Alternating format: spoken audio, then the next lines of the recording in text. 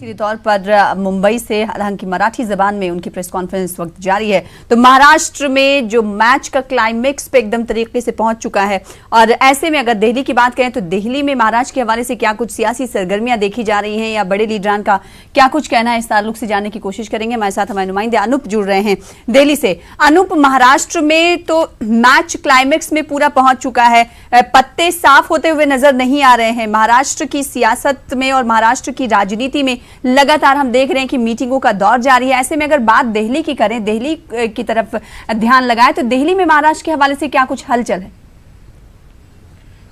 देखिए, बता दूं, जहां तक सरकार फॉर्मेशन की अगर बात करें, गवर्नमेंट फॉर्मेशन की बात करें तो 48 घंटे से ज़्यादा वक्त नहीं बचा है।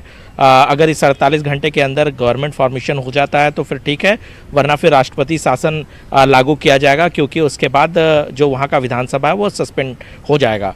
सबसे बड़ी बात बता दूं कि जिस तरीके से किसी भी राजनीतिक पार्टी के पास पूर्ण बहुमत नहीं है, संख्या बल नहीं है जिससे वो अकेले दम पर सरकार बना सके, ऐसे में ये नूरा कुश्ती चल रही है। और पिछली तो विधानसभा चुनाव हुए थे वहां ले जाना ज़्यादा मुनासिब होगा, क्योंकि पिछली बार जब शिवसेना सीट शेयरिंग को लेकर के अड़ी हुई थी तो बीजेपी सीधे शिवसेना से उन्होंने गठबंधन तोड़ दिया था और बीजेपी अकेले चुनाव में गई थी। लगता है उसी का असर है कि जिस तरीके से शिवसेना के पास सीटें आई है और शिवसेना इस बात को बखूबी समझ रही है कि बिना शिवसेना के गठबंधन के बीजेपी सरकार नहीं बना सकती, और यही वजह है कि तल्ख रुख अख्तियार किए हुए है शिवसेना इस मसले पर। और जिस तरीके से आपने देखा कि लगातार शिवसेना के नेताओं की तरफ से कभी कांग्रेस से समर्थन की बात, कभी एनसीपी के साथ समर्थन की बात कही जाती है। और संजय राउत ने आज शरद पवार से भी मुलाकात की है।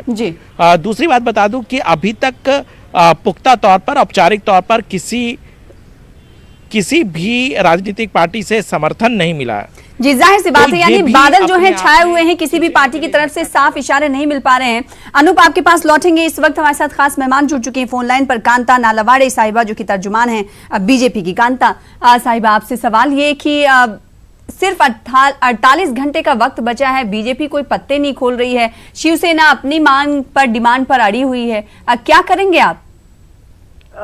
देखिए, भारतीय जनता पार्टी ने जो तो तय किया है वो तो गवर्नर के पास जाएंगे। गवर्नर उनका तो काम है कि जिनकी ज्यादा सीटें आई है उनको बुलाते हैं और वो उनको बुलाएंगे बीजेपी के लोगों को, और वो तो गवर्नमेंट फॉर्म करेगी जी। लेकिन मैं आपको बताना चाहूंगी, आज का अगर आप पिक्चर यानी आपने देखा होगा तो शरद पवार जी ने तो पूरी तरह से मना किया है कि हम तो अपोजिशन में बैठेंगे जी, क्योंकि उनके जो दूसरे लीडर है अजीत दादा पवार, उन्होंने तो पहले से यही लगाई रखी थी कि हम जनादेश हमें विपक्ष में बैठने का मिला है तो हम विपक्ष में ही बैठेंगे।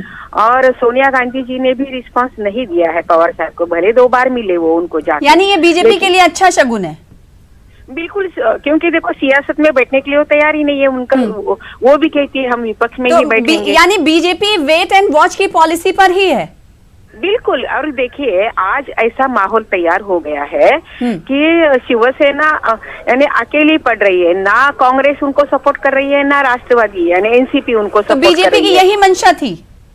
नहीं, ऐसे नहीं देखे, हम तो उनको लेकर ही गवर्नमेंट बनाने का हमने तय किया है, और तय किया है कि उनको डिप्यूटी सीएम का पोस्ट देंगे, कुछ इम्पोर्टेंस डिपार्टमेंट्स उनको दे देंगे, तो उनको आना ही पड़ेगा। देखिए, हमने कितने लड़े थे, 164, उसमें से हम 105 हमें मिले जी, और उन्होंने 64 लड़े थे तो उनको कितने मिले। तो मेरा कहने का मतलब है कि ऐसे नहीं, परसेंटेज वाइज देखा जाए तो भारतीय जनता पार्टी को ज्यादा सीटें मिली है, वोट परसेंटेज भी ज्यादा है, ज्यादा सीटें खोई भी हैं। कांता साहिबा, बीजेपी ने ज्यादा 17 सीटें खोई हैं, इसी वजह से शिवसेना कह रही है। जानती हूँ कंपैरेटिवली तो भी भारतीय जनता पार्टी को जनादेश मिला है। चलो कि बहुमत नहीं, मेजॉरिटी नहीं मिली है, ये मैं मानती हूँ, लेकिन अभी ऐसे हालत में जो हम महायुति के नाते चुनाव लड़े थे, एक साथ लड़े थे, तो हमारा फर्ज बनता है, जनादेश महायुति को मिला है तो हम लोगों ने गवर्नमेंट यानी फॉर्म करनी चाहिए जी। वो बात में कांता साहिबा, आपने कहा कि महायुति को जनादेश जनता ने दिया है, जी हम सभी जानते हैं, तो क्या इस जनादेश का अपमान नहीं हो रहा है इतने दिनों से? नहीं, अपमान कहाँ हो रहा है? देखिए हमने तो कैसे भारतीय जनता पार्टी ने जो तय किया है ऐसे तय हुआ ही नहीं था। अभी सीएम साहब भी बोल रहे हैं कि सीएम पद का नहीं ये हुआ था कि चलो अगर सीटें अच्छी दोनों की आती है तो 50% पर। संजय राउत तो सीधे कह रहे हैं, संजय राउत तो सीधे कह रहे हैं कि बीजेपी झूठ बोल रही है। हमारी बात हुई थी 50-50 फॉर्मूले पर, तो आखिर वो मीडिया के सामने इतनी बड़ी बात कैसे कह सकते हैं? अगर बात हुई होगी तभी तो फिर यानी एक पार्टी कोई झूठ बोल रही है। नहीं, आप अगर पास्ट टेंस में जाओगी, भूतकाल में जाओगी तो आप देखोगी संजय राउत ने बहुत सारे ऐसे स्टेटमेंट दिए हैं और अभी भी वो वही रट लगा रहे हैं संजय राउत। लेकिन इसमें कोई दम नहीं है, मैं आपको बताती हूँ। अगर उसमें दम होता, वो कहते कि हमारे पास 175 यानी एमएलए है, तो उन्होंने मीडिया के सामने आके क्यों नहीं बोलते कि कहाँ से इतने वोट जुटा पाएंगे? और अगर उनके पास है तो उन्होंने जाके गवर्नर को बोलना चाहिए ना कि हमारे पास इतनी यानी एमएलए है, हम तैयार है। वो क्यों नहीं करते? वो क्यों नहीं जाते? फिर नहीं, एनसीपी ये चाहती है कि बीजेपी ये बोले कि हमारे पास समर्थन नहीं है, हम अकेले इस पोजीशन में नहीं कि सरकार बना पाए, लिहाजा दूसरी बड़ी पार्टी को बुलाया जाए जिसमें एनसीपी भी आएगी, फिर शिवसेना आएगी। वो भी एक तरीके से बीजेपी की तरह वेट एंड वॉच की पॉलिसी पर कहीं ना कहीं बढ़ते हुए दिखाई दे रहे थे। ऐसे में 48 घंटे का अब वक्त बीजेपी के पास है कांता साहिबा, अब आगे क्या होगा? नहीं, देखिए मैं आपको बताना चाहूंगी कि देखिए अभी 1-2 दिन में आज भी हमारी बैठक हो रही है। नितिन जी की भी कल एक बैठक हुई है। आरएसएस के हमारे प्रमुख भागवत जी के साथ भी मीटिंग हुई है सीएम साहब की। अभी देखिए आज का दिन, आज भी दोपहर को कोर कमेटी की मीटिंग है। वो आज तय करेंगे कि हम गवर्नर के पास जाए, क्या करें। और जो कुछ लोग यानी शिवसेना के हो या एनसीपी के हो, भारतीय जनता पार्टी के नेताओं के पास आके कहते हैं कि हम आपको सपोर्ट करेंगे, आप गवर्नमेंट फॉर्म करो, लेकिन जब तक वो ऑन पेपर नहीं बोलते, वो ऑन नहीं आता है, तो उससे कोई मतलब नहीं है। तो आज कोर कमेटी की मीटिंग हो रही है, उसमें तय होगा। अगर ये ऑन पेपर इतने सारे लोग लेकिन कांता साहिबा, शिवसेना ये बात मानने के लिए तैयार नहीं है कि जो नया प्रस्ताव बीजेपी की तरफ से दिया जा रहा है हम उसे कबूल करें। वो तो कह रही है कि ये तो वक्त की बर्बादी है, जो हमारे डिमांड से कोई बात नहीं। अगर देखिए उनको कबूल नहीं है तो वो उनका स्टैंड ले सकते हैं ना जी। देखो हमने प्रस्ताव उनके पास भेजा है, वो मानना ना मानना उनके हाथ में है। ठीक है, तो वो उनका निर्णय ले सकते हैं ना मैडम। ठीक है, कांता साहिबा बहुत शुक्रिया हमारे साथ बातचीत करने के लिए। और महाराष्ट्र की सियासत पर पैनी नजर रखे हमारे रिपोर्टर वसीम अंसारी मुंबई से जुड़ रहे हैं। वसीम, इस वक्त आपके पास क्या कुछ अपडेट? हमने देखा कि कुछ देर पहले शरद पवार मुलाकात के बाद प्रेस कॉन्फ्रेंस से खिताब भी कर रहे थे, और क्या कुछ इस मीटिंग के बाद निकला?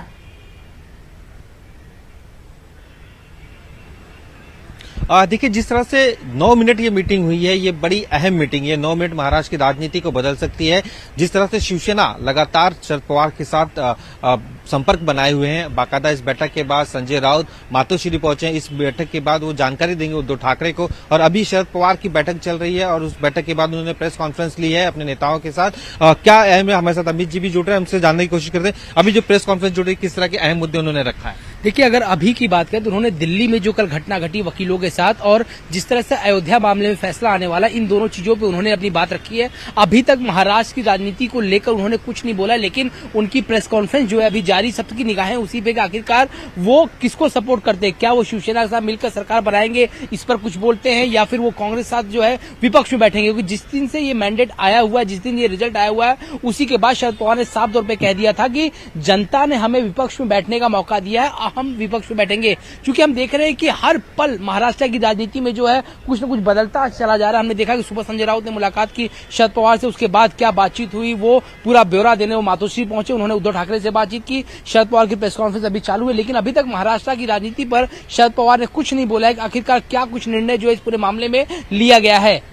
48 घंटे ही महज बाकी हैं सरकार के जो वक्त है मियाद खत्म होने को। ऐसे वक्त में ये काफी अहम प्रेस कॉन्फ्रेंस मानी जा रही है। जिस तरह से आज बैठकों का दौर है, ये सरकार बनाने को लेकर शिवसेना जिस तरह से पहल कर रही है, ये सबसे बड़ी चुनौती है बीजेपी के लिए कि अपने जो सहयोगी दल है शिवसेना को किस तरह से मनाती है। अगर नहीं, ये 9 तारीख से पहले अगर सरकार गठित नहीं होती है तो एक राष्ट्रपति शासन लग जाएगा। इसके बाद ये जो पूरा मामला है ये राज्यपाल के हाथ में चला जाएगा, एक बड़ा प्रोसेस में चला जाएगा। लेकिन बीजेपी चाहेगी कि 48 घंटे से पहले ही वो शपथ शपथ विधि का जो कार्यक्रम है वो पूरा करें। हमने सूत्रों से जानकारी मिली कि राजभवन में इसकी तैयारियां भी शुरू हो चुकी हैं, एक विशेष अधिवेशन बुलाया जा सकता है। लेकिन फिलहाल आज का दिन जो काफी अहम माना जा रहा है महाराष्ट्र की राजनीति को लेकर, जो रिश्ते बिगड़े हुए हैं शिवसेना और बीजेपी के बीच में किस तरह से मनाया जाए। जो दिल्ली के जो नेतागण है वो इस पे पहल कर रहे हैं, नितिन गडकरी पहल कर रहे हैं, तो आने वाला वक्त इस राजनीति के लिए काफी यानी गुत्थी सुलझती हुई दिखाई नहीं दे रही है। लगातार इस पर नजरें हमारी बनी हुई। इस बीच विद्या चौहान साहिबा हमारे साथ जुड़ रही हैं, जो कि एनसीपी तर्जुमान है। आपका इस्तकबाल करते हैं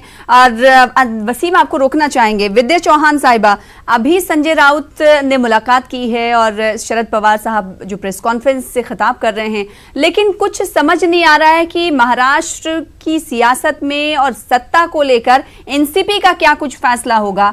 कुछ पत्ते नहीं खुलते हुए नजर आ रहे हैं। एनसीपी क्या अपोजिशन में ही बैठने के अपने जो पहले स्टैंड पे कायम थी उसी पर कायम रहेगी, या फिर कुछ और भी मन में एनसीपी के है?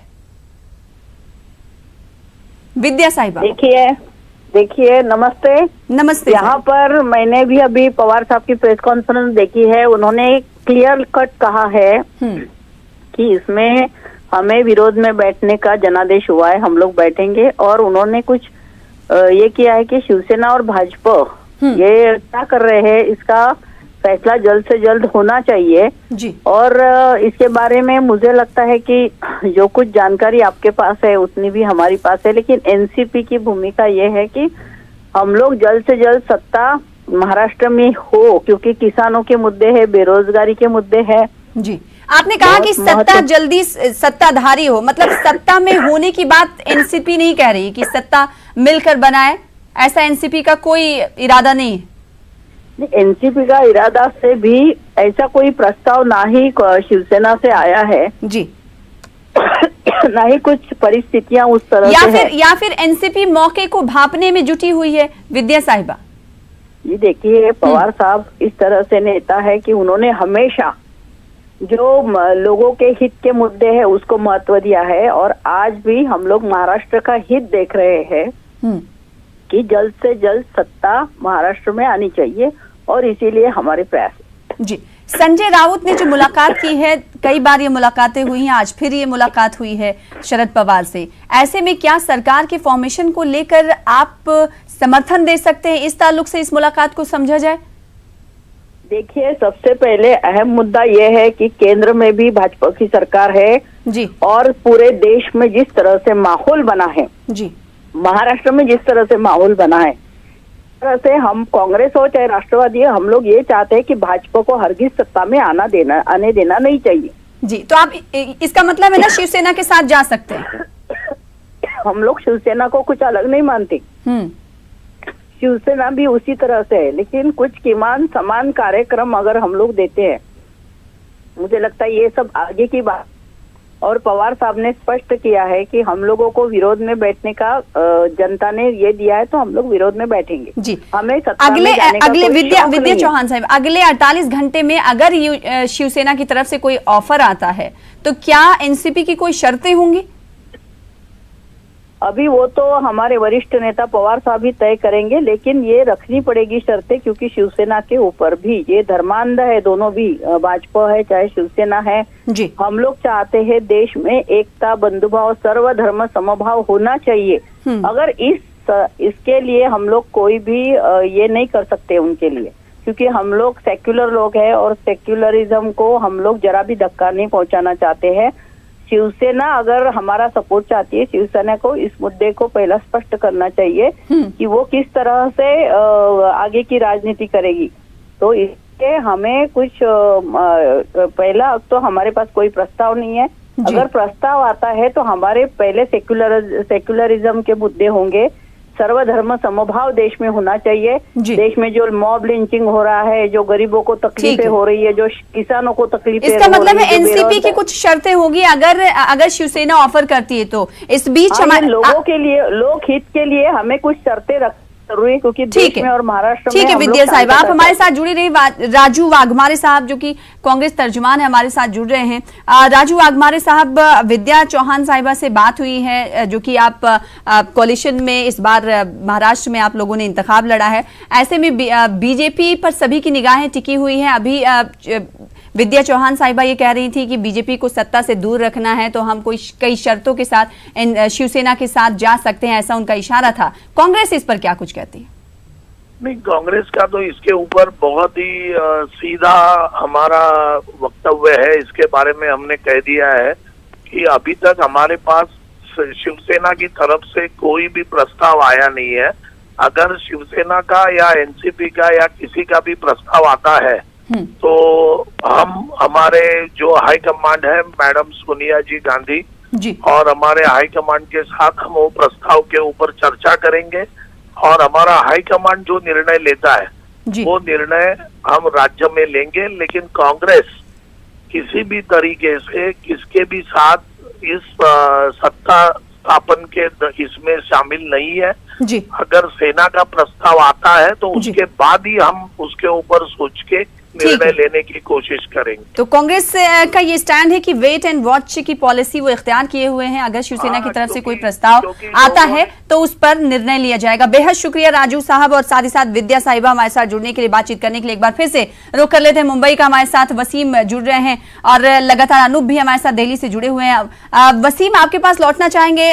शरद पवार की प्रेस कॉन्फ्रेंस जारी है, अगर महाराष्ट्र की सियासत के ताल्लुक से बात करें तो क्या उन्होंने अपने प्रेस कॉन्फ्रेंस में अब तक महाराष्ट्र की सियासत पर कुछ बोला?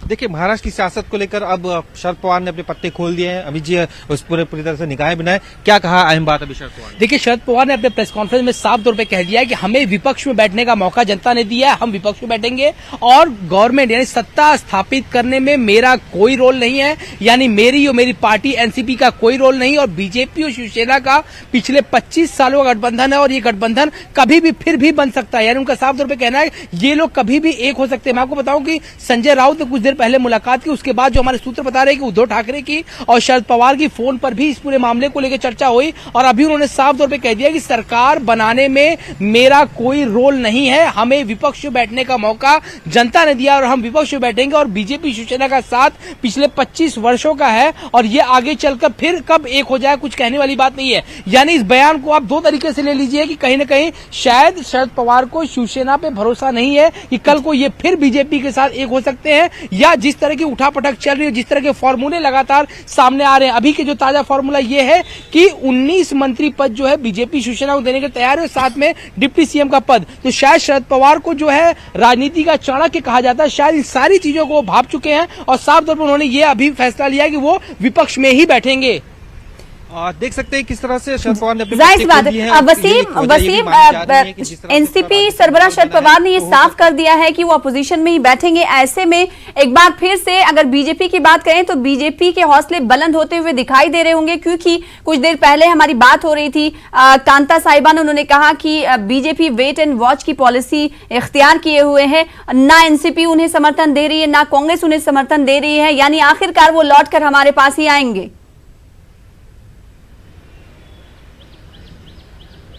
जी जरूर, जिस तरह से देखा गया है पिछले कुछ दिनों से संजय राउत लगातार शिवसेना की तरफ से जो बयानबाजी जा रही थी उसे देखते हुए बाकायदा बीजेपी ने वेट एंड वॉच की जो पॉलिसी है उस पर पूरी तरह से अपना रुख बना लिया था और साफ कह दिया था अपने नेताओं को कि इस पे किसी तरह की कोई चर्चा ना की जाए। और आज जिस तरह से शरद पवार की बैठक, उस शरद पवार ने साफ किया कि वो बैठक में कि हम विपक्ष में रहेंगे, जनता ने हमें उनका जनाधार दिया है। लेकिन अब भी इस बात को लेकर एक अड़चने जरूर बनी हुई है बीजेपी के लिए, क्या शिवसेना अपने रुख पर रहेगी या नहीं रहेगी, जो प्रस्ताव